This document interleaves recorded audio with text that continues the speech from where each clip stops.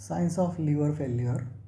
बिली वाढतं, कॉन्ज्युगेशन होत नाही, जॉन्डिस होईल किंवा सिक्रेशन्स बिलियरी याच्यामुळे ऑबस्ट्रक्ट झालं असेल तर दोन्ही प्रकारचे असू शकतात. असायटिस, पेरिफेरल एडेमा, कारण की अल्ब्युमिन सिंथेसिस जाईल.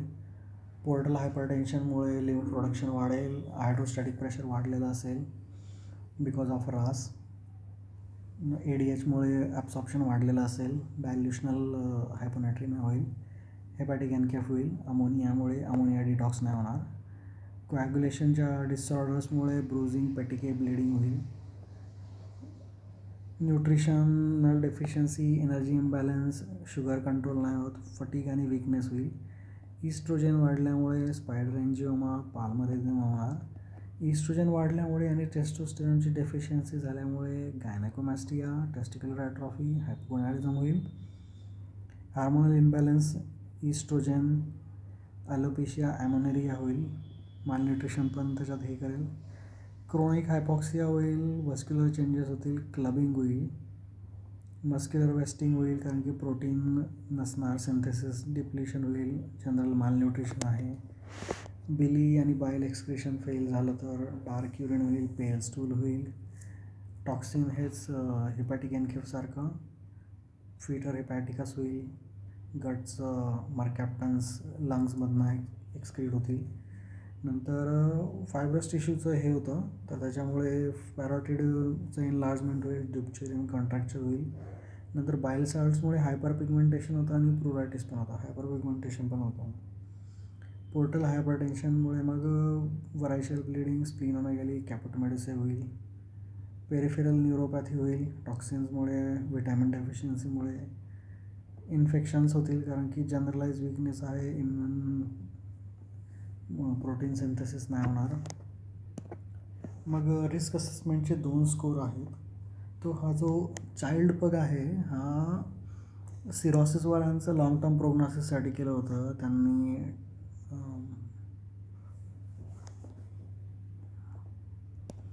तर चाइल्ड पग सिरॉसिसमध्ये किती रिझर्व आहे याचा क्लिनिकल आणि बायोकेमिकल हे आहे, ग्रेडिंग आहे.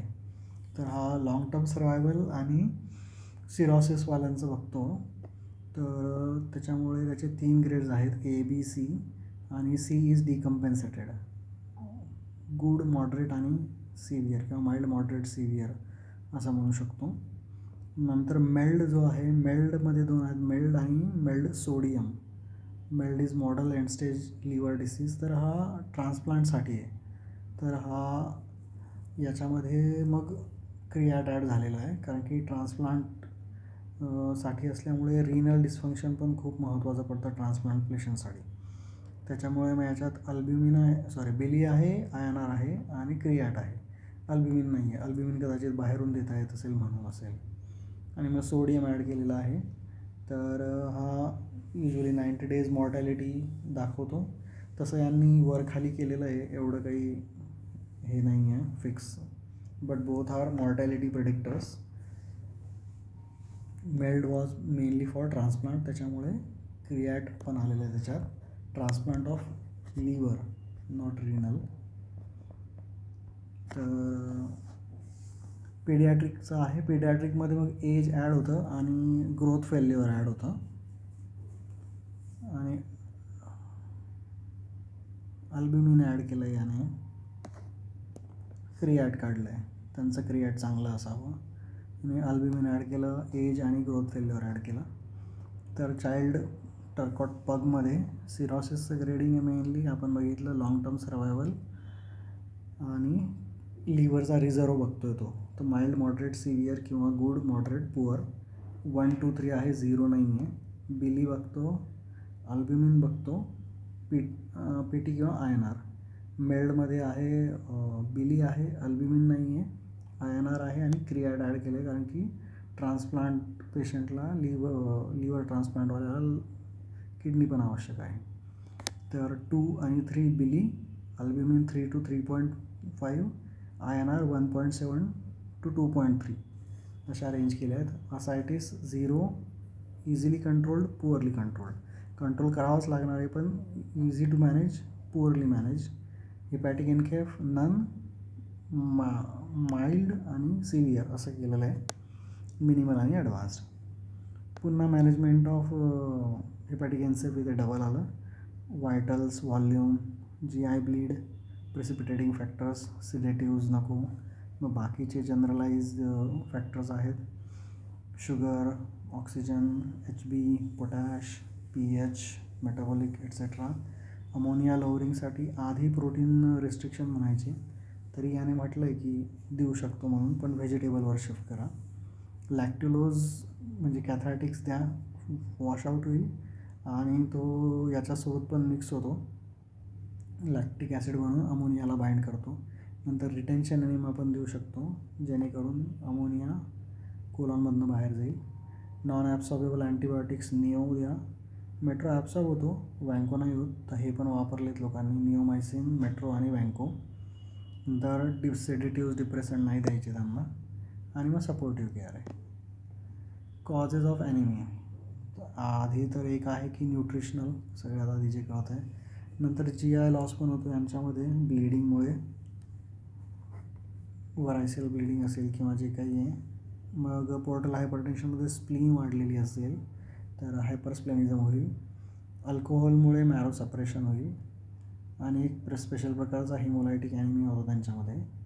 तर मॅरो सपरेशन झाल्यामुळे इरिथ्रोपोएटिनचा तिथला संबंध नाही, इरिथ्रोपोएटिन वाढतं यांच्यामधनं किडनीमधनं, पण सफिशियंट नसतं असं म्हणणं आहे त्याचं. तर न्यूट्रिशनल कॉज झालं, लॉस झाला, इरिथ्रोपोएटिन कमी पडत आहे, मॅरो सपरेशन झाली आणि स्प्लीनमुळे सिक्वेस्ट्रेशन वाढलं आणि हिमोलायसिस पण होतं आहे. नेक्स्ट पॉईंट विचारला आहे सिरोसिसचं क्लासिफिकेशन. मॉर्फोलॉजिकल, मायक्रोनोड्युलर, मॅक्रोनोड्युलर. हिस्टोमध्ये मग बिलियरी आहे, हेपॅटिक आहे, पोर्टल आणि कंजेस्टिव्ह. कार्डियॅकमधनं पण रिटर्न कंजेस्टिव्ह सिरोसिस होतं ते वाला. मग एटिओलॉजिकल असेल, genetic, toxin, infection, biliary, hepatic किंवा cryptogenic. Functional classification child Pugh. C is decompensated, C is 9-10. हे 5 आहेत, मग 5 त्रिक 15 झाले ना, तर C इज अबाउ 10. कोॲग्युलोपॅथीचे काय रिझन आहेत, तर स्प्लीन वाढली आहे तर त्याच्यामुळे सिक्वेस्ट्रेशन वाढेल तर थ्रोम्बोसायटोपेनिया होईल, थ्रोम्बोपोएटिन पण कमी होतो. DIC झालेलं असतं, DICमुळे कन्झम्पशन होतं. नंतर DICमुळे प्लाझ्मिनोजेन पण ॲक्टिवेट होतो, फायब्रोनोलायसिस होतं. तर आणि प्लेटलेटचं क्वालिटेटिव्ह पण फंक्शन उडालेलं आहे, म्हणजे इथे क्वांटिटी पण उडाली, पेनिया पण झाला आणि क्वालिटी पण उडाली. सिंथेसिस कमी होणार आहे फिब्रिनोजेनचं आणि इतर कोॲग्युलेशन फॅक्टरचं पण, फिब्रिनिस फॅक्टर 2. नंतर कन्झम्पशन वाढणार DICमुळे, फिब्रोनोलायसिस वाढणार प्लाझ्मिनोजेनमुळे. नंतर कोॲग्युलेशन फॅक्टरचं सिंथेसिस आणि व्हिटॅमिन Kचं पण ॲब्सॉर्प्शन कमी होणार, त्याच्यामुळे जे आहेत त्यांचं पण प्रोडक्शन ॲबनॉर्मल होईल.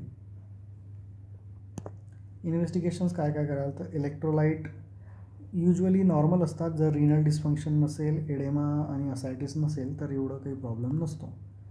नंतर रिनल फंक्शन, बन क्रिॲट बघायला लागेल, कारण की यांच्यामध्ये डाईजमध्ये दिले असतील किंवा UTI असतील किंवा असायटिससाठी डायुरेटिक थेरपीवर असतील. IgA नेफ्रोपॅथी असू शकेल किंवा सेकंडरी हिपॅटोरिनल सिंड्रोम झाला असेल. सर्क्युलेटरी पण चेंजेस होतं, आपण बघितलं, रास वाढतं, ADH वाढतं, त्याच्यामुळे मग कार्डियक आउटपुट कमी होतं, तर सेकंडरीली GFR कमी होतं, रिनल व्हॅस्क्युलेचर पण अफेक्ट होतं या सर्व गोष्टींमुळे.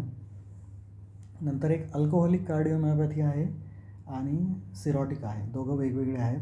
तर सिरोटिकचं कॉज म्हणतो की ऑटोनॉमिक डिस्फंक्शन होतं आणि कॅटेकोलामाइन्सला सेन्सिटिव्हिटी कमी होते.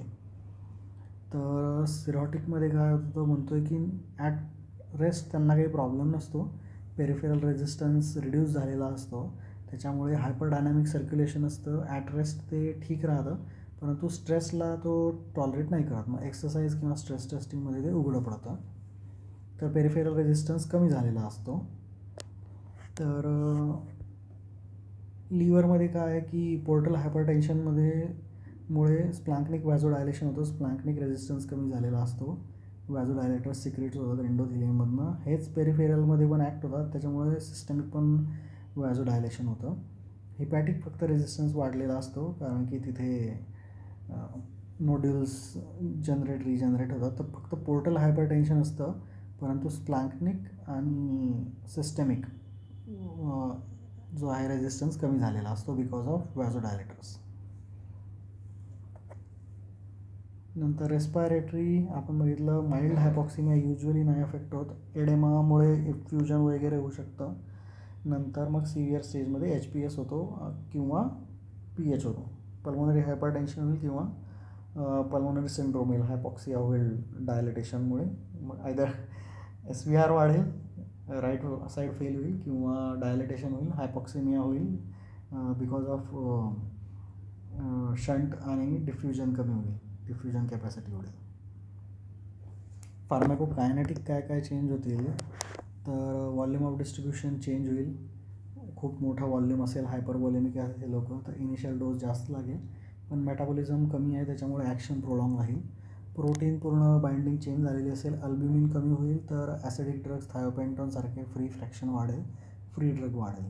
परंतु मेटाबॉलिझम कमी आहे तर ॲक्शन प्रोलॉंग होईल. नंतर ॲक्यूट आणि क्रोनिक अल्कोहोलवाला विचारलं जाईल, तर ॲक्यूट अल्कोहोलवालाही माणूस आला तर तो क्रोनिक अल्कोहोलिक असणारच आहे. सर्व सिम्पटम्स त्याच्यात अफेक्टेड असणार आहेत, CNSपासून शेवटपर्यंत.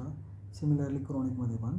तर ॲक्यूटमध्ये मॅनेजमेंट करता पहिल्यांदा तो ॲनास्थेटिस्ट आहे, तो म्हणतो कन्सेंट कुठे आहे, तर कन्सेंट नाही आहे. नंतर अल्कोहोलिझममुळे हे लोक खातपीत काही नाही, स्टार्वेशन असेल, स्टार्वेशनमुळे अल्कोहोलिक किटो ॲसिडॉसिस असेल आणि हायपोग्लायसेमिया असेल. ठीक आहे. तर यांच्यामध्ये ट्रिक आहे की तुम्ही जर शुगर दिलं तर ते शुगर कन्झ्युम होऊन जातं आणि कन्झ्युम होताना ते थायमिनला खाऊन जाईल. थायमिन डेफिशियन्सी झाली की न्यूरॉनल डॅमेज होईल. म्हणून थायमिन देण्यापूर्वी तुम्हाला शुगर देण्यापूर्वी थायमिन द्यावं लागेल तुम्हाला. तर थायमिनचा मोठा डोस आहे वर्निकेजसाठीचा 500 TDS × 3 days, आणि अल्कोहोलिझमसाठी मग कमी देऊ शकता 100 TDS for 3 to 5 days. General dose कमी आहे, ओरल आहे फक्त. तर IV किंवा IM दोघेही देता येतं जर व्हस्क्युलर ॲक्सेस नसेल तर आधी बाबा थायमिन द्या त्यांना. नंतर हे फुल स्टमक असणार, गॅस्ट्रिक एम्प्टिंग डिलेड असणार यांचं, त्याच्यामुळे रॅपिड सिक्वेन्स करावं लागेल. मेंटेशन डिप्रेस्ड असणार तर हायपोटेन्शन पण होणार यांना जबरदस्त. शुगर कमी आहे स्टार्वेशनमुळे, वर्निकेजमुळे आपल्याला माहिती आहे, अटॅक्सिया, ऑप्थॅल्मोपेजिया आणि कन्फ्युजन होतं. थायमिन द्यायचं. क्रोनिकमध्ये यांच्या सर्व सिस्टीम अफेक्टेड आहेत, रिक्वायरमेंट वाढलेली असेल, सिमिलर व्हॉल्यूम ऑफ डिस्ट्रीब्युशन वाढलेला असेल, पण इफेक्ट प्रोलॉंग असेल तर पहिला डोस जास्त लागेल, मेंटेनन्स कमी लागेल. आपण इथे बघितलं त्यांचं कोॲग्युलेशनचे डिसऑर्डर्स आहेत, ॲनेमिया आहे, इलेक्ट्रोलाइट्सचे डिसऑर्डर्स आहेत, विड्रॉल सिम्पटम्स असतील तर विड्रॉलमध्ये सिम्पॅथेटिक ॲक्टिव्हिटी वाढेल, तर विड्रॉलचे सीजर्सपर्यंत जाऊ शकतं ते.